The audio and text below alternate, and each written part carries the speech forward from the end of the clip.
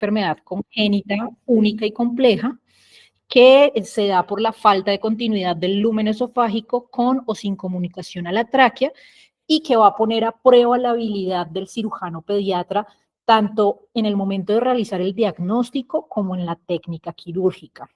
Hay algo muy bonito que describen en el libro de Holcomb, el doctor Willis Pott en 1959, él refiere que esta patología para el cirujano pediatra, uno debe ser tan delicado, preciso y hábil como un relojero, dado a las mejoras que se han dado en las unidades de cuidados intensivos. Digamos que los pacientes también han mejorado los desenlaces y la morbimortalidad de estos pacientes, y debemos recordar que digamos que aún no tenemos una etiología clara, hay múltiples teorías de las cuales pues digamos que vamos a dar una pequeña introducción. Epidemiológicamente, como todos sabemos, se puede dar en 1 a 2.500 hasta 3.000 recién nacidos, alguna literatura refiere 5.000 recién nacidos. Los factores de riesgo más frecuentemente asociados o que se han visto pueden ser asociaciones con metimazol, anticonceptivos, la progesterona, estrógenos, la diabetes gestacional. Y debemos recordar pues que tenemos atresias esofágicas aisladas o sindromáticas que se pueden dar incluso en la literatura lo referido hasta en un 50%, asociaciones con el síndrome de Baxter, que es el más frecuente. Históricamente, digamos que el primer informe que se realizó fue por el doctor Durston en 1670, donde él refiere unos gemelos que estaban unidos por el tórax y se identificó este tipo de patología. Posteriormente, en 1696, Gibson hace la primera descripción clásica de una atresia de esófago. En 1939 hablan de la reparación por etapas del Levenilat y hablan del primer sobreviviente por este tipo de patología. Hasta 1940, Hyde es el primero que realiza una anastomosis primaria y este paciente sobrevive, y a mediados de los 80, las reparaciones primarias pues ya tienen tasas de supervivencia incluso de un 80%. En cuanto a la etiología y la embriología, como todos sabemos, el esófago viene del intestino anterior, aproximadamente hacia la 4ª semana se inicia toda esa parte de diferenciación, con una teoría que habla de su etiología tradicional, en donde el sistema respiratorio, que va a ser la parte ventral, donde se crea ese divertículo, se empieza a separar del esófago con unos pliegues laterales que se fusionan en la línea media y crean un tabique más o menos hacia la 6ª, 7ª semana, lo cual que posteriormente se va a dividir. Lo que refieren algunos es que pues no hay esta división, no hay estos pliegues y por eso se da la alteración. Actualmente a lo que estamos dando como más evidencia, pues a la expresión ectópica de genes como es el Sony Hedgehog, que entre los tejidos va a ser una alteración en la notocorda y en el intestino, que es lo que pues actualmente digamos que se está hablando. Hablando un poco de la clasificación, digamos que tenemos múltiples clasificaciones como todos lo sabemos, la de LAC, la de Groth, la de Bott. La más común o la más frecuentemente utilizada es la clasificación de Groth. Entonces, tenemos esa atresia tipo A, donde es aproximadamente una incidencia del 7.5%, donde identificamos una atresia de esófago aislada que no tiene fístula. Entonces vamos a ver estos dos bolsones, lo que antiguamente referíamos como si fuese un long gap, y actualmente vamos a ver que, digamos que esta no es solo la definición de long gap. La tipo B, que es esa atresia de esófago con fístula proximal que se ve en 1.1% de los pacientes. La tipo C, que es la más común, que es la atresia de esófago con fístula distal, y vemos que el bolsón superior pues se ve dilatado. La D, que tenemos una atresia de esófago con fístula proximal y distal, y la E, que es esa atresia de esófago que la refieren en H, que se ve o la habían descrito en un 3.8%, pero gracias a las técnicas que realizamos ahora de broncoscopias, entre otras, nos hemos dado cuenta que, pues digamos que esta incidencia es un poco más alta. En cuanto al diagnóstico, recordar que prenatalmente podemos identificar polihidramnios, como lo valoramos en la imagen superior asociado pues a ausencia de la burbuja gástrica, pero digamos que estos no son los signos o no es un signo específico como tal de la atresia de esófago, pero podemos identificarlo en este tipo de pacientes. Y postnatalmente la clínica de ese paciente, la dificultad respiratoria, la cialorrea, la cianosis, la utilización de músculos intercostales, entre otros, digamos, y el paso de la sonda en el momento de la adaptación neonatal, donde pues digamos que ejerce una presión y no se puede hacer un adecuado paso por el neonatólogo, hace que se piense en este tipo de patología. Entonces, una vez pues tengamos la sospecha, se realiza una radiografía toracoabdominal, se pasa una sonda de 8-10 French y pues se toma la imagen donde podemos identificar, como lo vemos en la parte inferior, pues esa sonda que no pasa hacia el estómago y en caso de dudas podemos insuflar aire y pues identificamos la sonda que va a estar doblada. Recordar que esta patología se va a asociar muy frecuentemente al espectro Bacter, entonces digamos, no solo nos debemos quedar con la imagen de la radiografía, sino que debemos hacer radiografía también de la parte de las vértebras, porque podemos tener M vértebras, un adecuado examen físico identificando la parte de la región anal, perineal, para descartar malformaciones anorrectales, un ecocardiograma donde pues se deben identificar cardiopatías congénitas, como también es muy importante recordarlo, dónde está ubicado ese arco aórtico, ecografía de abdomen con énfasis en vías urinarias para descartar alteraciones renales y algunos refieren las radiografías de extremidades. Quisimos traer este primer artículo, que es un estudio que realizan en Europa, donde valoran como los registrados de los resultados de los registros de atresia de esófago, dado que hay controversias aún, aunque no lo creamos en el diagnóstico de estos pacientes. Ellos querían describir las políticas de los diagnósticos actuales en pacientes con atresia de esófago inscritos en un registro multicéntrico que eran aproximadamente 26 centros que se habían registrado. Se incluyeron los pacientes desde el 2014 hasta el 2017 y se analizaron pues múltiples datos de investigación entre estos centros. En realidad, ¿de qué se dieron cuenta? Tuvieron un total de pacientes de 374 pacientes, acá vemos los 23 centros, referían que en promedio cada centro tenía una mediana de 18 pacientes. Y en cuanto a las variables de la parte demográfica, de los datos demográficos, la edad media gestacional era de 38 semanas, con pesos de 2.670 gramos. La cirugía se realizaba aproximadamente al segundo día. La atresia más frecuente era la tipo C en un 88%. Y en cuanto al diagnóstico prenatal, las asociaciones en las anomalías más frecuentes eran las cardíacas, como nos lo refiere la literatura.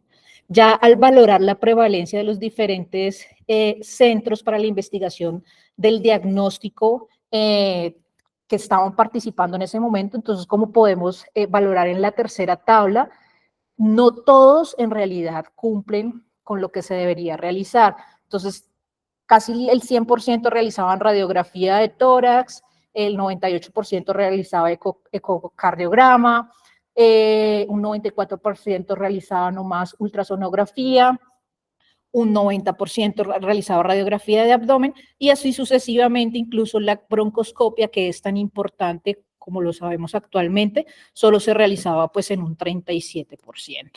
Estas son algunas de las imágenes que ellos muestran en sus tablas, donde podemos identificar pues que en realidad no todos cumplimos con un diagnóstico adecuado para este tipo de patología. Y pues antes de hablar de la parte quirúrgica, pues debemos hacer un diagnóstico adecuado asociado pues también a reconocer que estos pacientes pueden tener una probabilidad de síndromes incluso de un 50% que debemos tener en cuenta.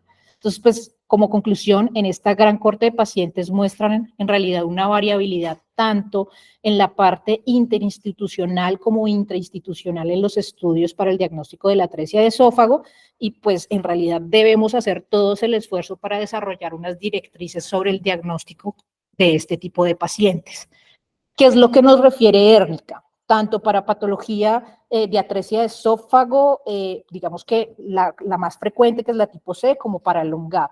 Entonces, el diagnóstico, todos refieren que debemos realizar pues la medición debemos realizar la inserción de un tubo de una sonda nasogástrica 10 French para realizar ese diagnóstico con la toma de una radiografía tóraco-abdominal. Se debe realizar también la ultrasonografía de abdomen que incluya la vía urinaria, el ecocardiograma, que no solo como lo referí nos va a ayudar para el diagnóstico de patologías de cardiopatías congénitas, sino también para ver dónde está ese arco aórtico, si al lado derecho o al lado izquierdo. Digamos que de ahí en adelante, la parte del long gap, ellos refieren que lo más importante pues es hacer la medición de estas dos brechas y de acuerdo a esto, pues digamos que dar el manejo. En cuanto al manejo prequirúrgico, recordar que debemos tener una manipulación mínima de estos neonatos para evitar el aumento del consumo de oxígeno, una cuna con calor radiante, la cabecera de 30 a 45 grados, hacer la colocación de esa sonda de doble lumen o la colocación de la sonda Reploch, oxigenoterapia en caso de requerirla, no dar presión positiva si el paciente está con dificultad respiratoria que requiera una intubación endotraqueal, entonces tener presiones bajas, el ayuno, pero reconocer que deben presentar estos pacientes soluciones endovenosas, un aporte adecuado, antibióticos si en realidad el paciente lo requiere, y hay neumonías, nutrición parenteral y el inhibidor de bomba de protones. Importante saber que pues esta patología no es una intervención urgente. Lo urgente es primero pues descartar las asociaciones que podemos tener en cuenta. ¿Qué es lo que nos refiere Érnica en cuanto al manejo antes de la parte quirúrgica? Entonces nos refieren de la colocación de la sonda, en caso de tener un long gap, realizar la gastrostomía, evitar las esofagostomías, realizar la adecuada medición, como ya lo habíamos referido, de la parte de los dos bolsones. En estos pacientes, no solo en los pacientes con long gap, sino en todos los pacientes de atresias de esófago, realizar broncoscopias y valorar en estos pacientes la presencia de las cuerdas vocales porque pueden haber alteraciones, si hay alguna hendidura, la localización de la fístula, si hay fístulas proximales, distales, más o menos a cuánto están ubicadas aproximadamente y recordar, y también ellos lo refieren que es muy importante, pues hablar rutinariamente con los padres de qué es lo que le vamos a realizar a los pacientes. Los padres también tienen derecho a una segunda opinión acerca de esta patología, aplicar protocolos de manejo, aplicar protocolos también de esas dietas falsas que se están iniciando actualmente a este tipo de pacientes, incluyendo con el tubo y la sonda Reploch, no olvidar todo esto.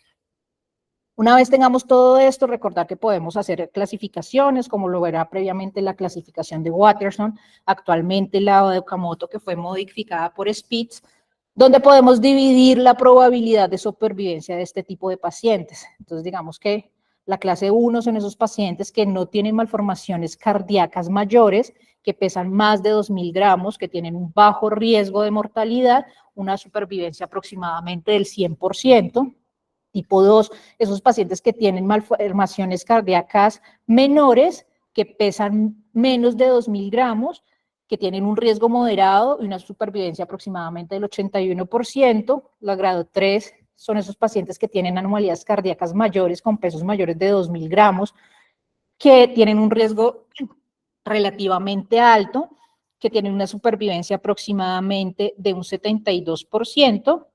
Y la clase 4, que son esos pacientes con anomalías cardíacas ya mayores, que tienen pesos menores a 2.000 gramos, que tienen un riesgo alto con supervivencias incluso del 27%. Digamos que de acuerdo a esto, pues nosotros vamos a hablar ya de la parte de si realizar en ese momento el manejo quirúrgico o qué es lo más importante para este paciente, si debemos nomás ligar la fístula o qué vamos a realizar. Ya entrando al paso a paso del manejo quirúrgico, entonces hicimos como un mapa de qué es lo que queremos hablar. Entonces lo primero es hablar si broncoscopia o no broncoscopia, qué nos dice la literatura. Hablaremos de la atresia de esófago con fístula traqueoesofágica tipo C, el manejo quirúrgico de esta, que pues es el más frecuente. En cuanto al abordaje, si realizar o no toracoscopia o toracotomía. En cuanto al arco aórtico, dónde está ubicado, si realizar una toracotomía derecha o realizar una toracotomía izquierda, qué nos dice la literatura de eso.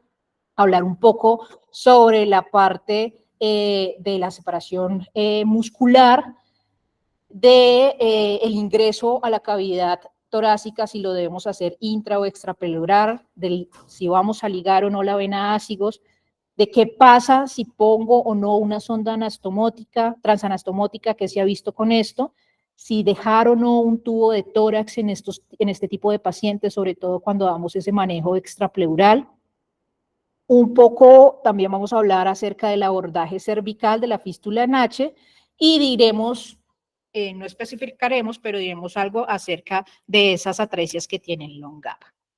Entonces, en cuanto a la broncoscopia, la primera vez o donde se empezaron las descripciones fue más o menos en 1981, pero en realidad habían pocos estudios. Hacia 2014 se realizó como una encuesta o una revisión, perdón, de la literatura donde valoraron varias encuestas, registros prospectivos, cortes, entre otras, y ellos hablaban del papel de la traqueobroncoscopia preoperatoria en recién nacidos con atresia de esófago. Entonces, ¿cómo podemos darnos cuenta? En la parte derecha tenemos múltiples estudios donde les preguntaban a los cirujanos pediatras, por ejemplo, en el IPEC, hacia 2012, a 170 cirujanos si realizaban o no este tipo de la broncoscopia, y ellos referían que aproximadamente solo el 60% de los cirujanos pediatras realizaban broncoscopia. También realizaron una encuesta en la parte de la Asociación Europea y en la Asociación Británica, y para 2012 solo el 43% de los cirujanos pediatras realizaban broncoscopias. En Francia también se había realizado un registro prospectivo donde valoraban 38 centros con 307 pacientes de 2008 a 2009. Identificaron que no más el 21.50% de los cirujanos realizaban broncoscopia para este tipo de pacientes. Entonces, ¿cómo valoramos? Para esa época de 2014, en realidad todavía no se hacían bastante, e incluso ahora, hacia 2024, digamos que tenemos muchos problemas. Uno, porque digamos que muchos no estamos familiarizados con realizar una broncoscopia, o en los hospitales que trabajamos, pues no contamos con estos equipos. ¿Qué nos ayuda o para qué nos sirve la broncoscopia? Uno, pues la valoración de las fístulas, la localización, la valoración de todo el árbol traqueobronquial. Si el paciente está inestable, podemos utilizar un catete Fogarty, colocarlo en la fístula y posteriormente proceder a realizar el procedimiento quirúrgico.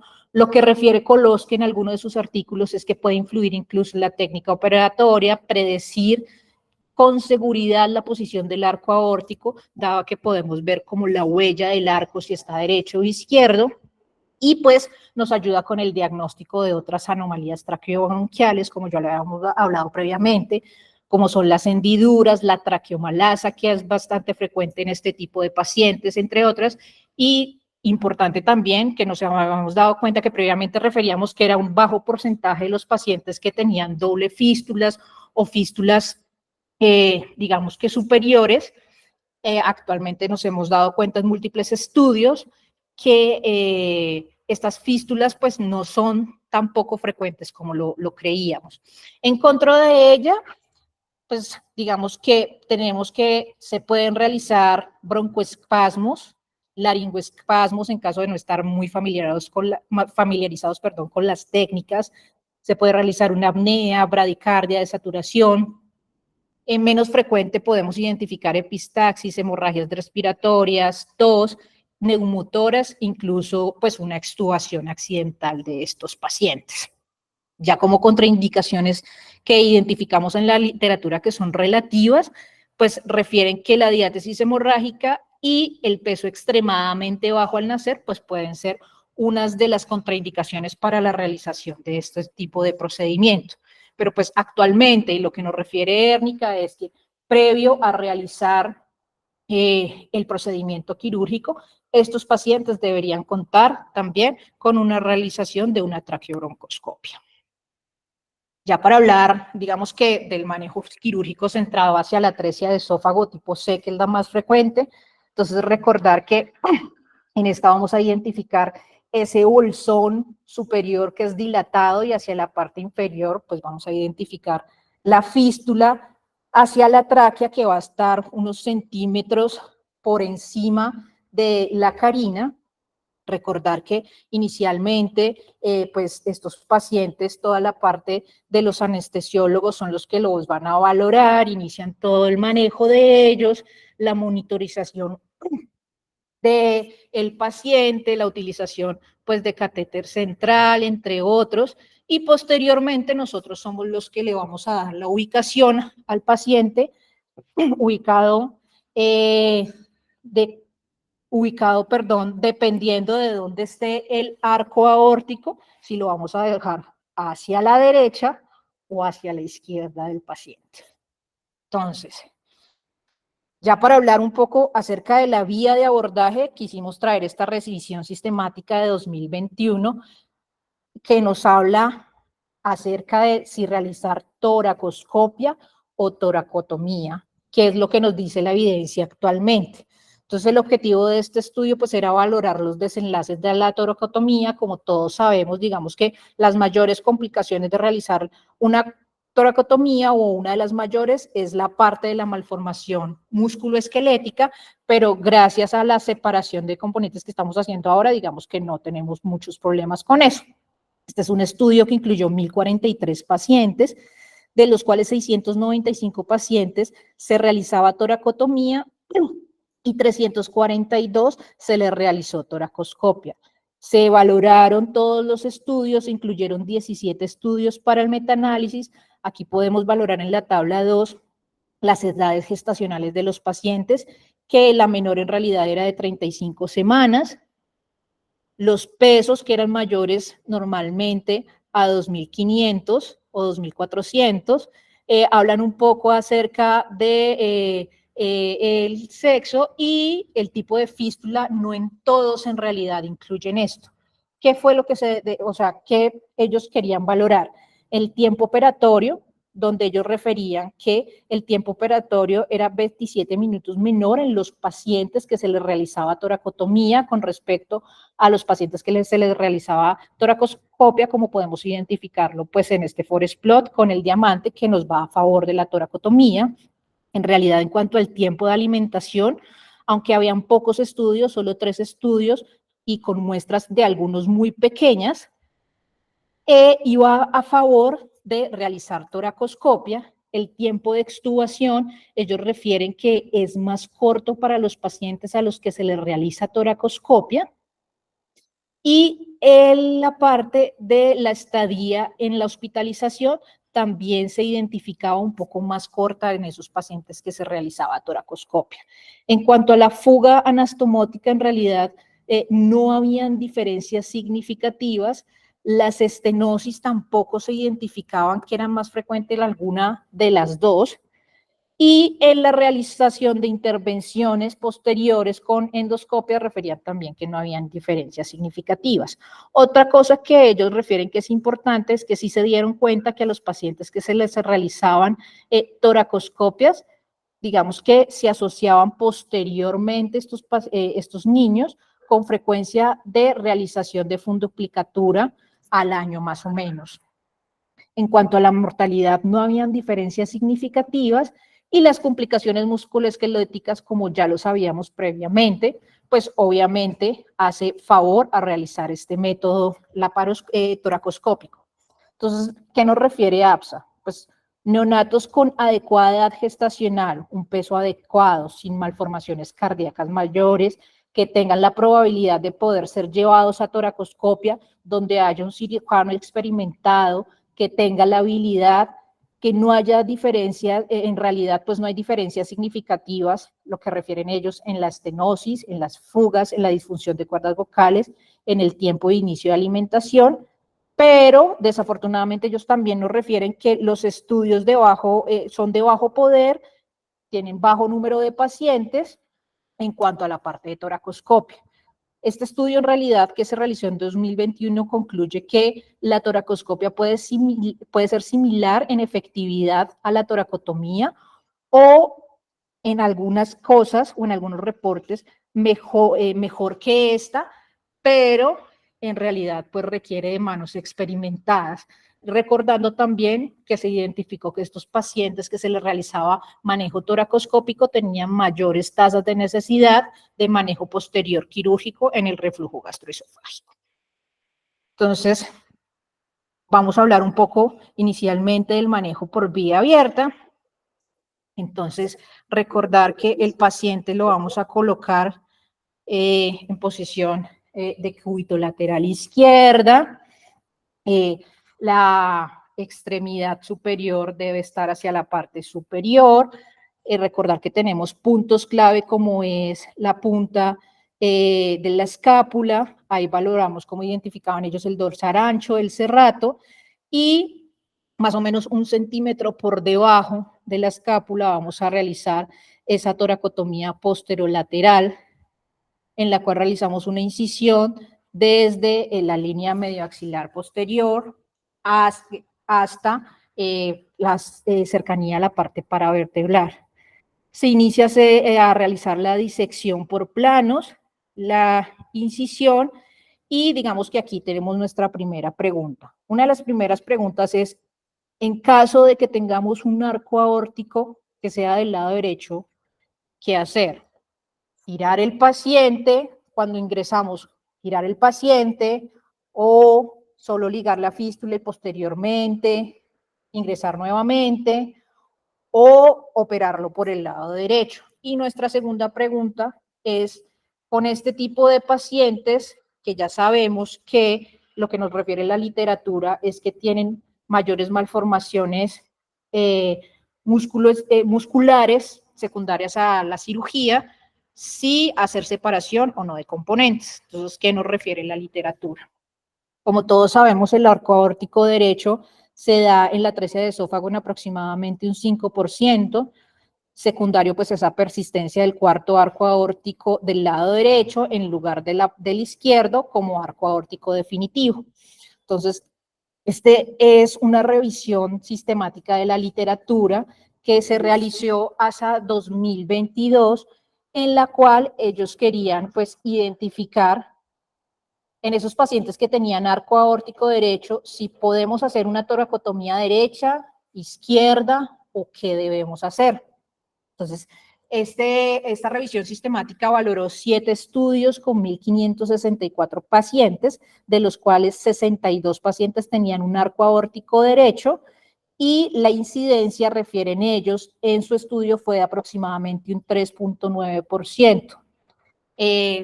Dato importante es que solo 10 pacientes, como lo podemos ver en la tablet, tenían un diagnóstico preoperatorio de arco aórtico derecho de los 62, y digamos que posterior a realizar valoración de algunos pacientes que tenían otras patologías asociadas y que murieron, se realizó, digamos que una exclusión de 9 pacientes, quedando 53 pacientes. De esos 53 pacientes, a 38 se les realizó toracotomía derecha, 6 pacientes se les realizó toracotomía izquierda, que eran los pacientes, pues, algunos de los pacientes que se habían diagnosticado previamente con el ecocardiograma, y a 9 pacientes se les había realizado conversión, es decir, que ingresaron por el lado derecho, cuando se dieron cuenta de que el arco aórtico era derecho, cambiaron al lado izquierdo.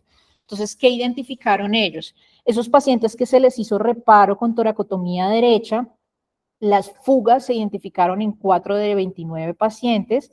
La estenosis también fue asociada bastante frecuente, 4 de 29 pacientes. Quilotórax se identificó en 1 de 29 pacientes y uno de sus pacientes desafortunadamente no se pudo hacer el reparo y tuvieron que hacer una transposición gástrica.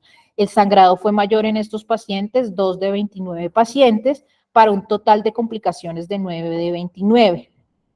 Los pacientes que ingresaron por toracotomía izquierda, como podemos valorarlo, en realidad no hubo fugas, no hubo estenosis, una lesión del nervio laringio que ellos la refieren ahí, y las complicaciones en realidad fueron más bajas, y los pacientes en los cuales se inició por una toracotomía derecha, pero posteriormente se hizo la conversión hacia la izquierda, también tuvieron menos probabilidad de complicaciones.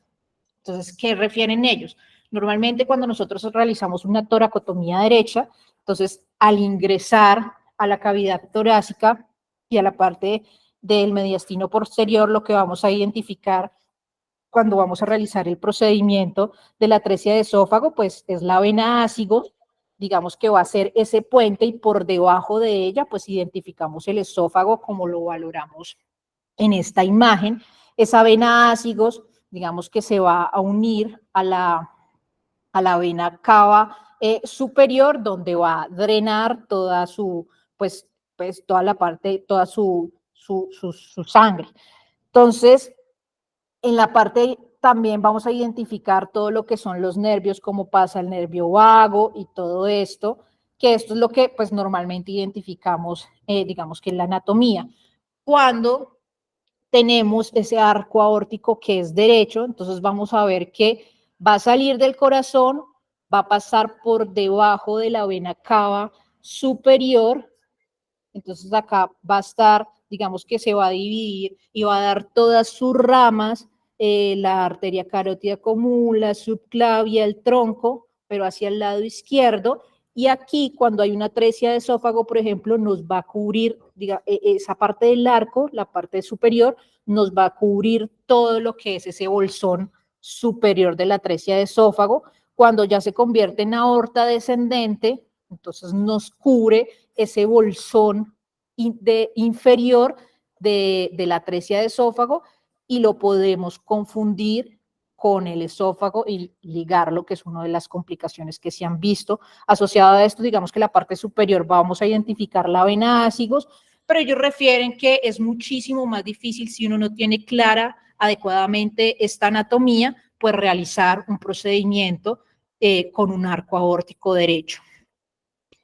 ¿Qué pasa también? Normalmente el arco aórtico derecho, el 85% de ellos, digamos que van a tener una imagen en espejo, que es donde sale toda la parte de la arteria brachiocefálica, va a salir también la carótida y la subclavia, y esto pasa en el 85% de los pacientes. Pero en un 15%, digamos que puede identificarse una subclavia izquierda aberrante, como lo vemos en la imagen, donde pasa por la parte inferior o por debajo del esófago, va a pasar esta, la cual también podemos ligar, podemos lesionar o confundir y dejar a este paciente pues con una necrosis, con una lesión total del miembro superior. Entonces, esto es lo que normalmente cuando hacemos una toracotomía del lado izquierdo identificamos. Lo normal es que vemos cómo ese arco aórtico baja hacia el lado izquierdo, el esófago solo lo vemos en una porción superior y una escasa porción inferior, y esto es lo que normalmente pues identificamos cuando se hace una toracotomía izquierda, que no hay una atresia de esófago. Cuando hay una atresia de esófago con un arco aórtico derecho y nos vamos a hacer una toracotomía izquierda, entonces vamos a ver que hay muchísimo menos órganos, perdón, o vasos, venas, nervios involucrados. Identificamos solo que podemos valorar el esófago superior con la vena hemiácigos, pero que no necesitamos hacer ligaduras ni absolutamente nada, y valoramos también el esófago inferior con la tráquea con la fístula que se va hacia la tráquea, y es muchísimo más fácil para los cirujanos que no estamos tan entrenados en atresia de esófago cuando tenemos un arco aórtico derecho, pues realizar una toracotomía izquierda. Entonces, en realidad, no hay una evidencia suficiente para respaldar que la toracotomía derecha sea caracterizada por dificultades quirúrgico-anatómicas únicas, y esta sea equivalente pues a realizar una toracotomía izquierda para las atresias de esófago con arco aórtico derecho. Es posible que se requieran en realidad que nosotros los cirujanos pediatras aprendamos y estemos, digamos, que sepamos de ambos abordajes, estemos familiarizados con ellos, con la anatomía quirúrgica del mediastino, y en caso de que nos pase, pues digamos que saber que tenemos la opción de abordarlo hacia el lado izquierdo y qué es lo que vamos a identificar cuando abordamos con una toracotomía izquierda. En cuanto a la preservación muscular, entonces este es un estudio en realidad donde se realizó un muestreo aleatorio en bloque de 40 neonatos, donde ellos valoraban la realización o no de conservar la parte de los músculos.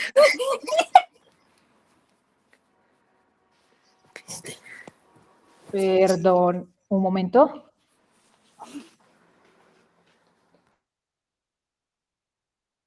Entonces, está la información como básica que tenemos de la demografía de los pacientes, donde hablaban de la parte de el peso, la talla del paciente, si eran prematuros o no eran prematuros, que no era nada significativo.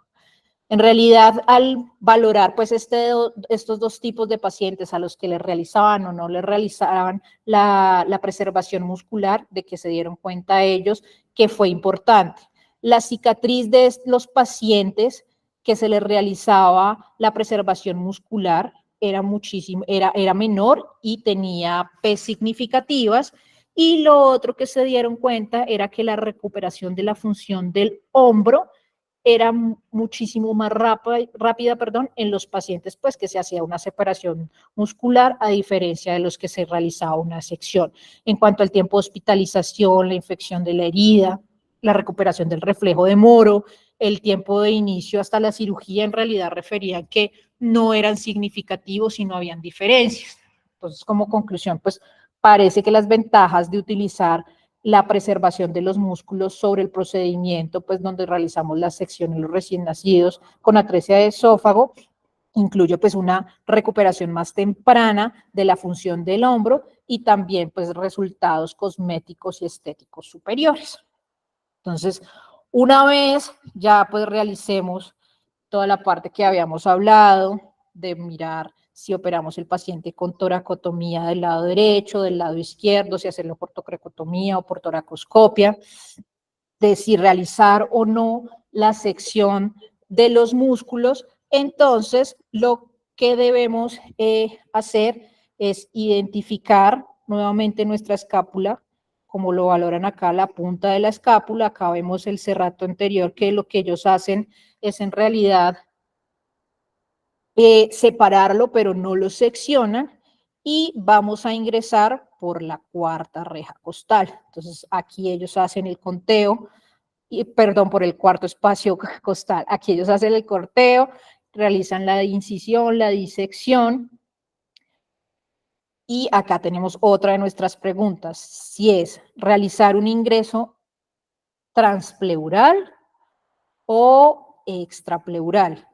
Digamos que la literatura habla mucho acerca de eso. Hay muchos todavía personas que están en contra o a favor. Entonces vamos a hablar también un poquito de qué nos dice la literatura actualmente. Ellos, por ejemplo, en este video hacen un ingreso a la cavidad extrapleural. Entonces separan gentilmente, como lo refieren ahí, con una torunda, la pleura, y ingresan pues a la parte del mediastino posterior. Quisimos traer estos dos artículos. El primer artículo fue realizado hacia 2019, el segundo artículo hacia 2020. El primero es un estudio retrospectivo de 72 pacientes que se realizó en Irán de 2007 a 2014, donde pues ellos quisieron valorar esos pacientes que tenían atresia de esófago, que se les hacían procedimientos transpleurales, en los cuales fueron 33 pacientes y 39 pacientes a los que se les realizó un manejo extrapleural. Sí había algunas diferencias en cuanto a fugas de la anastomosis, en cuanto a neumotórax, la morbilidad, y en realidad de qué se dieron cuenta. Entonces, ellos refieren que al comparar la fuga de la anastomosis, se veía más en los pacientes que se les realizaba un abordaje transpleural. Otra cosa que identificaron fue que al comparar la mortalidad, había mayor mortalidad en el grupo de los pacientes que se les realizaba procedimiento también transpleural. Y en caso de la recurrencia de la fístula, también se identificó más en estos pacientes que se les hacían procedimientos transpleurales. Entonces, en la conclusión de ellos, ellos refieren que obviamente es mejor hacer un abordaje extrapleural que transpleural, y que en caso de que haya una fuga, la morbimortalidad es muchísimo menor, en esos pacientes que se les hace un manejo extrapleural. Pero al valorar adecuadamente este artículo, uno se da cuenta que en realidad la mayoría de los pacientes que se les hace un manejo transpleural tenían menor peso al nacer, tenían brechas largas, que esto pueden ser variables de confusión. Importante recordar que en estos pacientes que fugaron, hubo persistencias de fuga en 6 casos de los pacientes con manejo transpleural y solo 1 con manejo extrapleural, de los cuales los que tuvieron un manejo transpleural, 4 murieron, y que en realidad pues el tiempo quirúrgico fue muy similar en los 2 casos de los procedimientos. Y el artículo de 2020, en realidad ellos refieren que lo único que para ellos les dio un valor de P significativo fue el tiempo quirúrgico, que fue menor en los pacientes que se realizaba un procedimiento transpleural que extrapleural, que ya al hablar del tiempo de hospitalización, de si había fugas o no, de neumotórax, de infección de la IA, la mortalidad, en realidad en ninguno de los 2 grupos habían diferencias significativas. Ay, perdón. Entonces, siguiendo con nuestro video, entonces aquí valorábamos cómo realizaban con esa torunda el manejo extrapleural o el ingreso a la parte del mediastino posterior extrapleural. Entonces hacen la disección adecuada, la sección ahí de los músculos intercostales, y posteriormente pues realizan la colocación del fino quieto, como lo vamos a valorar acá en el video. Entonces, aumentan gradualmente todo el espacio, separan un poco más la pleura, y aquí ya empieza la identificación de la tráquea, el bolsón superior, el bolsón inferior, que lo va a estar cubriendo esa vena ácigos, que es, digamos que clave en cuanto al procedimiento quirúrgico para ubicarnos pues en la parte anatómica, quirúrgico-anatómica de estos pacientes. Aquí valoramos cómo hacen pues esa disección del cabo inferior, del bolsón inferior, y ellos, por ejemplo, lo que hacen es que ellos no ligan en este video la vena ácigos. Esa fue una de las, esa fue la quinta pregunta que nosotros nos realizamos, si ligar o no ligar la vena ácigos. Entonces, ¿qué nos dice la literatura? Este es un estudio de 2022 en el cual hablaban de la preservación de la vena ácigos, si es factible, beneficiosa en la atresia de esófago con fístula traqueoesofágica. Realizaron un metaanálisis de ensayos controlados. En realidad, como vemos, solo son pocos los estudios, 4 estudios no más, con 286 pacientes, de los cuales 164 se les realizaba ligadura de la vena, y 122 a los cuales, 164 donde se preservaba la vena, y 122 donde se realizaba la ligadura. compararon fuga anastomótica, mortalidad, tiempo operatorio, entre otros, y en realidad de qué se dieron cuenta. Entonces, ellos identificaron que la parte de la mortalidad se vio más frecuentemente en esos pacientes en los que no se les hacía la ligadura, y que también estos pacientes, cuando se les ligaba la vena ácigos, tenían mayores fugas anastomóticas. Los que están a favor de no ligar la vena ácigos, de ser una preservación, entonces ellos refieren que la vena ácigos drena las venas lumbares ascendentes y las venas subcostales derechas hacia la vena cava superior, lo que significa que digamos que la vena ácigos también va a drenar el esófago y los bronquios, que la preservación de la vena posiblemente va a reducir el grado de edema anastomótico esofágico y la congestión pulmonar posoperatoria, y que esto pues obviamente podría reducir los riesgos de complicaciones tanto para la fuga anastomótica como para las neumonías, pero en realidad, como vemos, pues los estudios todavía son pocos acerca de si realizar o no la ligadura. Ya, entonces, una vez se realice la ligadura o no de la vena ácigos y hagamos la disección adecuada de ese cabo proximal, pues lo que vamos a identificar es esa fístula que va a estar ubicada pues hacia la parte de la tráquea, y la cual vamos también a ligar, colocar, algunos realizan un punto transfixiante con posterior ligadura, hay otros que solo realizan ligadura, y digamos que esto también está bastante debatido dentro de todos los cirujanos. Hay unos que hacen ligadura y posteriormente hacen unos puntos simples. Hay unos que utilizan suturas absorbibles, otros que no, pero pues digamos que eso todavía está muy debatido y es de acuerdo pues al cirujano algunas veces.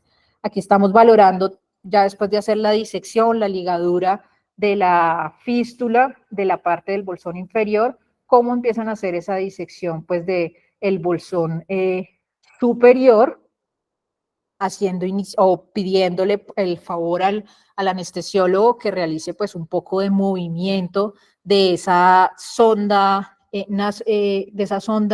nasoesofágica, para pues ver adecuadamente dónde está ubicado ese bolsón superior y realizar la disección. Hacemos algunos puntos de tracción para poder pues dar una mejor movilización de ese esófago, y posteriormente lo que vamos a realizar pues es esa anastomosis entre el bolsón superior y el bolsón inferior, identificando pues que no nos vaya a quedar una anastomosis con mucha tracción. ¿Listo? Entonces acá podemos valorar cómo empiezan a hacer ellos esa tracción de estos dos cabos para mirar que no haya ninguna tracción excesiva entre los dos, e inician, perdón, posteriormente pues el cierre de esa anastomosis con una sutura absorbible. Algunos realizan puntos simples, como lo podemos identificar acá, de la parte posterior, donde quedan esos puntos de sutura 5 ceros absorbible hacia la cara, digamos que mucosa del esófago. Hay otros que lo que realizan es que esos puntos los realizan hacia la parte de la adventicia del esófago, o sea, hacia la parte externa, quedando, digamos que los nudos externamente. Otra de las preguntas es si la sonda transanastomótica, ponerla o no ponerla, que es una de las dudas también y de las muchas que quisimos debatir acá en esta revisión. Entonces, ¿qué nos dice la literatura de utilizar o no sonda transanastomótica? Este es un estudio de 2018, una revisión sistemática y un metaanálisis donde refería cuál era el impacto del uso de la sonda de alimentación transanastomótica en los pacientes con atresia de esófago. Compararon esos pacientes que se les colocaba sonda transanastomótica con los que no, fueron 455 pacientes divididos entre los dos grupos y valoraron bastantes estudios retrospectivos. ¿De qué se dieron cuenta ellos en realidad? La parte de fugas anastomóticas no hay diferencias significativas como lo valoramos en el forest plot. La estenosis sí refieren que tiene un riesgo relativo de 1.83, a diferencia de los pacientes que no se les coloca sonda anastomótica, que este es un punto a favor de no dejar la sonda transanastomótica. Ya la parte de la sepsis no hay diferencias significativas, la traqueomalacia tampoco tiene diferencias significativas, el reflujo gastroesofágico no identificaba ninguna diferencia significativa, la infección de la herida tampoco se veían diferencias, así como la neumonía. Entonces, digamos que en realidad lo único que se ha valorado en colocar una sonda transanastomótica es que se puede presentar mayor riesgo de estenosis. Y este pues ya es nuestro último video combinando de cómo queda la anastomosis. Ellos realizan acá la colocación o la inserción de un tubo de tórax y empiezan pues el cierre como tal de la toracotomía con sutura absorbible, 3 ceros, normalmente realizan el cierre y el cierre por planos pues de toda la apertura que hicieron de las fascias. Otra de las preguntas que nos realizamos fue si colocar o no colocar un tubo pleural. Entonces, si dejar o no dejar este tubo y sobre todo en esos pacientes que se les hace un manejo extrapleural. Entonces, estos son dos artículos que valoramos. Uno es una revisión sistemática y un metaanálisis de 2019 y el otro es de 2020. Y en realidad ellos refieren que en el primer estudio, que es el de la izquierda, se valoraron 8 estudios, de los cuales 6 se realizó el metaanálisis con 498 pacientes. Identificaron que los pacientes que se les realizaba inserción del tubo pleural, en realidad no habían diferencias significativas en cuanto fuga o no fuga.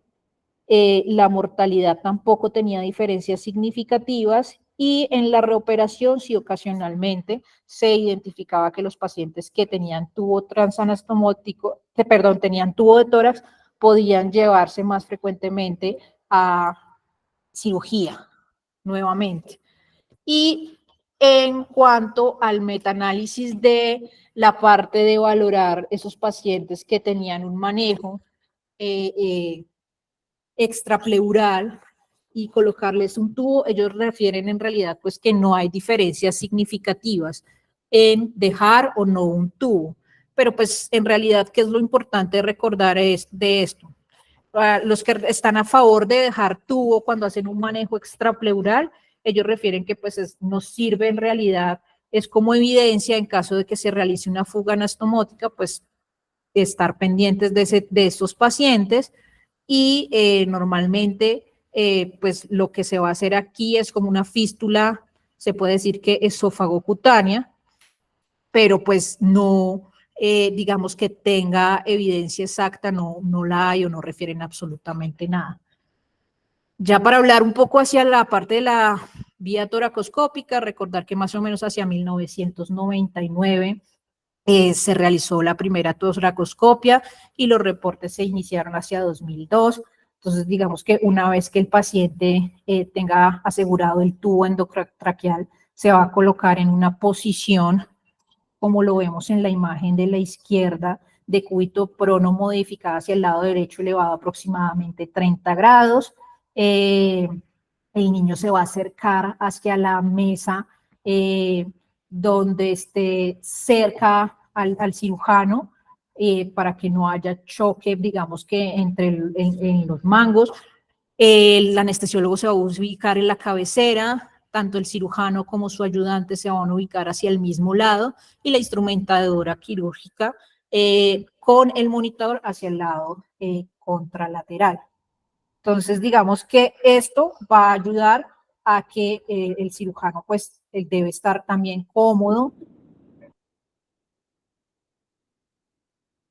Y una vez pues tengamos nuestra ubicación del paciente, entonces lo que vamos a realizar es la colocación pues de un puerto inicial de 3 o 4 milímetros que se coloca en el quinto espacio intercostal detrás de la punta de la escápula, y por este puerto normalmente es donde vamos a colocar el telescopio, la cámara, y permite pues digamos que dar una excelente visualización de la parte del mediastino posterior junto con esa ubicación que tenemos de nuestro paciente, que en realidad es una ubicación en realidad más posterior que dejarlo lateral, entonces hace que el pulmón caiga, y cuando el pulmón pues cae podemos ver todo ese mediastino posterior.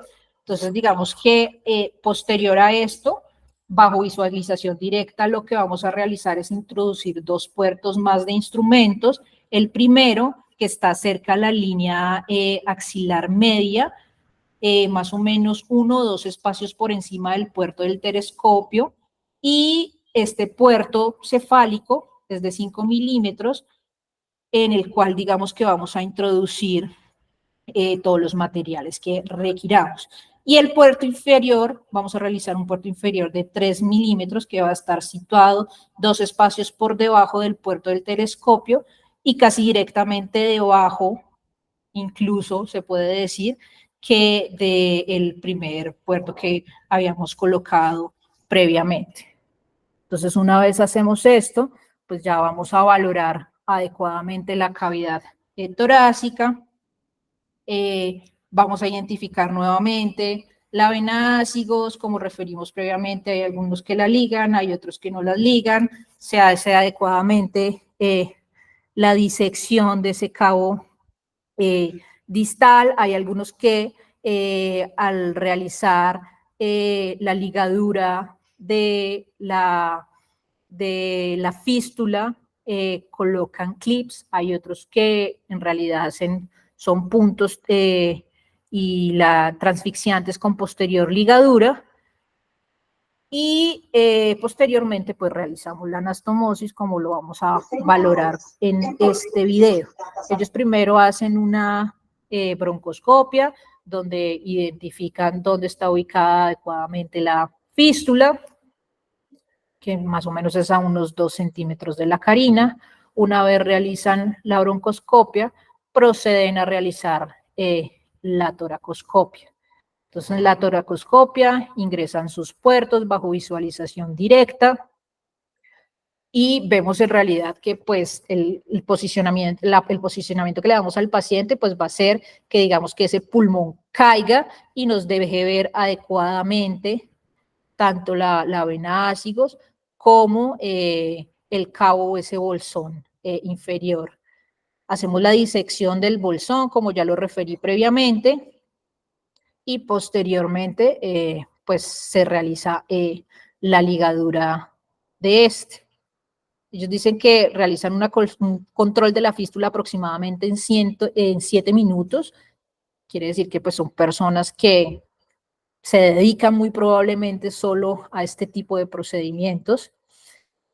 Y una vez se hace la ligadura de la fístula, realizan el corte y se van a identificar la parte del bolsón superior. Ya sea el bolsón superior, lo identifican, realizan nuevamente disección de este bolsón superior. Una vez hacen esa disección adecuada, realizan la anastomosis nuevamente con una sutura absorbible 5 ceros, es lo que más frecuentemente utilizan. ¿Qué hay de cosas, digamos que a favor de la toracoscopia? Que se limita bastante el trauma quirúrgico, que hay una mejor visualización de esa parte del mediastino posterior, pero en contra tenemos uno, pues la parte de la anestesia refieren ellos que puede ser un poco más, los anestesiólogos refieren que puede ser un poco más difícil el manejo de estos pacientes, que se limita el espacio quirúrgico ocasionalmente, sobre todo cuando no triangulamos bien estos pacientes, y que en caso de haber un sangrado, pues es muchísimo más difícil el control vascular.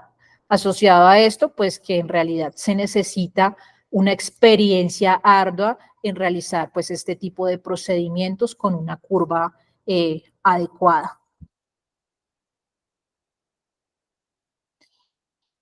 Este es un estudio en realidad de una pequeña muestra donde ellos valoraban o querían identificar cuál era la curva de aprendizaje para la reparación de toracoscopia en los pacientes con atresia de esófago. Lo hicieron en Oriente hacia 2017, refieren cómo realizaban la colocación de esos puertos, uno que quedaba a 1 centímetro debajo de la escápula, el otro que quedaba hacia la parte de línea medio axilar posterior, y ubicaban 2 puertos hacia la parte de, digamos, donde les diera mejor la triangulación. Realizaban la ligadura con clips y posteriormente la anastomosis, y referían que más o menos posterior a tener 10 pacientes en la curva del mismo cirujano, empezaba a disminuir el tiempo quirúrgico, que inicialmente personas que eran en realidad experimentadas en la parte de toracoscopia o en la parte endoscópica, laparoscópica, que ya tenían ardua experiencia, iniciaban con un tiempo promedio de 300 minutos realizando este tipo de procedimiento, y posteriormente iba disminuyendo como lo vemos en la tabla. Entonces, alcanzaron a disminuirlo hasta casi la mitad del tiempo quirúrgico cuando tenían más o menos 11 pacientes. Refieren que la incidencia de complicaciones no hubo para estos 11 pacientes, que no hubo mortalidad, que no hubo conversión, no hubo fuga de anastomosis, ni fístulas recurrentes. Pero digamos que todos los cirujanos que realizaron este tipo de curva de aprendizaje de realizar reparaciones por toracoscopias de atresia de esófago eran cirujanos que ya estaban asociados con realizar procedimientos laparoscópicos y toracoscópicos. En cuanto a la fístula de tipo en H o las fístulas, digamos que superiores, se dan en un 4%, pueden estar ubicadas estas fístulas en H, las han visto ubicadas desde C5 a T2, por eso es la importancia en algunos pacientes, sobre todo esos pacientes que se diagnostican tardíamente con este tipo de fístulas, realizar broncoscopias. Normalmente la clínica de estos pacientes son neumonías recurrentes. El diagnóstico se puede dar con imágenes de medio de contraste, realizando la broncoscopia o algunos con una tomografía, y pues el 80% de ellos se realiza pues un abordaje que es un abordaje cervical, el cual pues se hace una pequeña incisión inferior a la derecha, que puede ser necesario seccionar o no la cabeza external del músculo esternocleidomastoideo. Una vez se identifica el esófago, pues fácilmente lo que se realiza es la separación de la tráquea, teniendo cuidado pues de no lesionar el nervio laríngeo recurrente, y digamos que tener en cuenta pues que este nervio pues va a ser muy vulnerable, entonces es importante estar pendiente de él.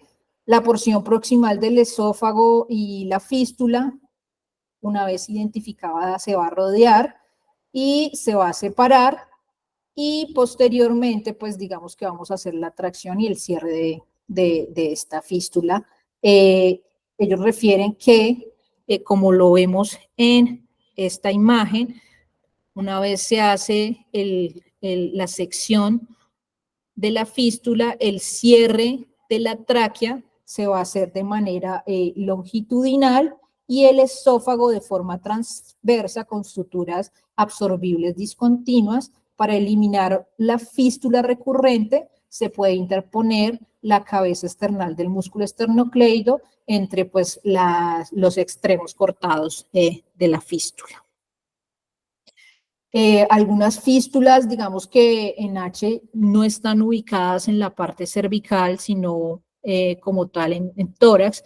Entonces, también estos manejos se pueden hacer por vía toracoscópica. Esta es una muestra de una de las imágenes que nos da el libro de Holcomb, en el cual muestra la colocación de una grapadora de 5 milímetros a través de esa fístula en H que estaba situada por encima de la clavícula.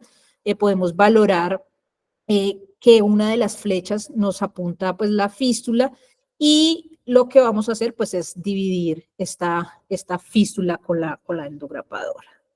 Ya en cuanto a atresia de esófagos sin fístula, entonces ellos refieren que cuando vemos una atresia de esófago sin fístula en algunos libros, como el Operative Surgery, nos dicen que debemos realizar una broncoscopia y una esofagoscopia.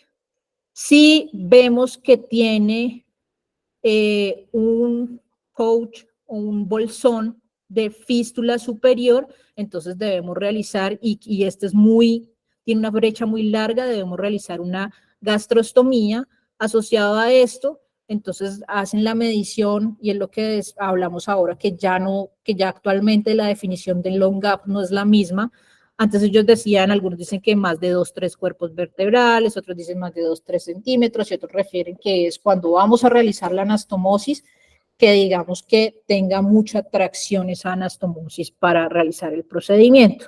Entonces ellos referían que depende de los cuerpos vertebrales, entonces hacer un reparo primario o hacer un reparo en el cual en realidad solo hacemos la gastrostomía, esperamos algunas semanas, y si son mayores de 6 vértebras, ya hacer otras técnicas como técnica de Fokker o un reemplazo, entre otros.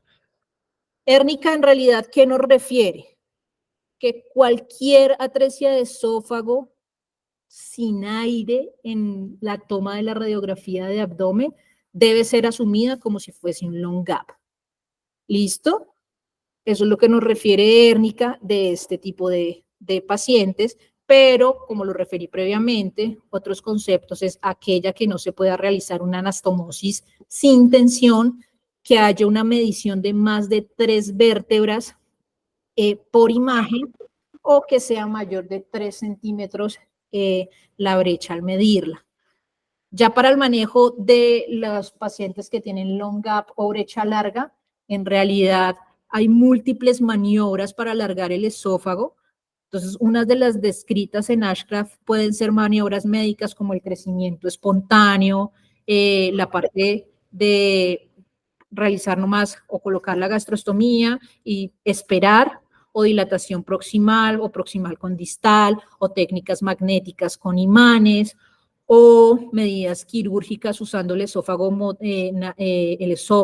realizando movilización del bolsón superior, las miotomías circulares, el alargamiento con flaps del bolsón superior, el alargamiento extratorácico con múltiples pasos, como la técnica de Fokker, el alargamiento intratorácico, la movilización del bolsón inferior, nuevamente la tracción mecánica, realizar pues estos manejos por toracoscopia, la tracción con olivas, la elongación de la curvatura menor y digamos que ya lo último que uno realizaría es usar esa sustitución esofágica que puede ser con colon, con estómago, con yeyuno, con ilion, entre otros. Digamos que próximamente vamos a tener una charla acerca de solo la parte del manejo del long gap, porque como vemos, pues digamos que son múltiples los procedimientos.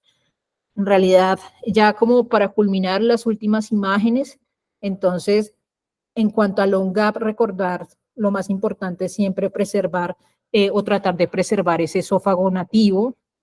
Lo mejor que podemos hacer es realizar la gastrostomía y hacer posteriormente o esperar a que fisiológicamente, digamos que ese estómago y ese bolsón superior crezcan Se debe evitar las técnicas como lo hacíamos previamente de realizar Kimura, de aspectos generales. Entonces, posteriormente en el perioperatorio, algunos refieren en manejo antibiótico por 48 horas, utilizar líneas centrales, utilizar línea arterial y en caso de hacer técnicas como Fokker, tratar de hacerlas por toracoscopia.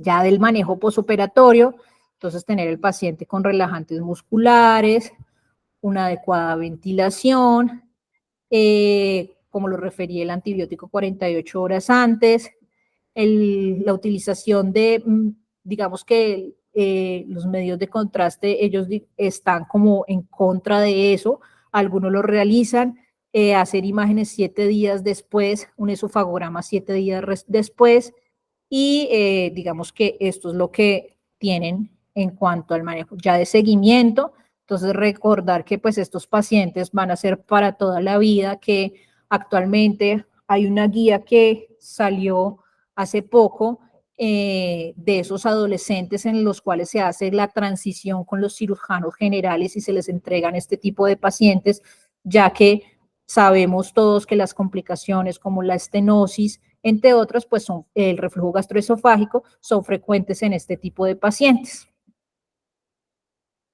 Entonces, esto era lo que teníamos más o menos como conclusiones. Digamos que a pesar de los múltiples estudios realizados, aún se cuenta con varias incertidumbres acerca del manejo quirúrgico de esta patología.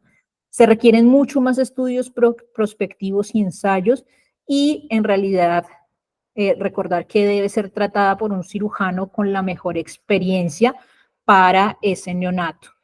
Muchísimas gracias. No sé si la doctora Gabriela tiene alguna pregunta.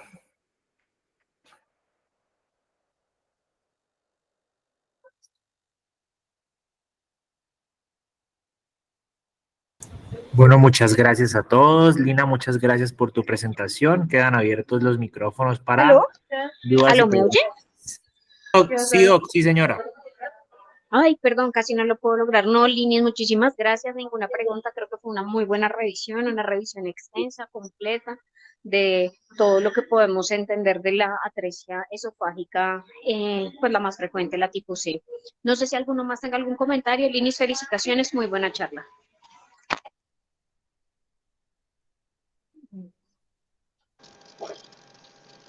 Excelente plática, saludos desde México. Gracias.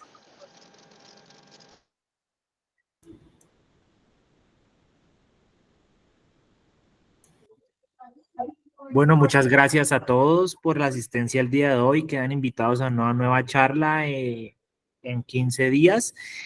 Todos invitados a leer el chat, invitados a revisar nuestro canal de YouTube y a seguirnos en nuestras redes sociales. Muchas gracias a todos por la asistencia de hoy. Que tengan buena noche.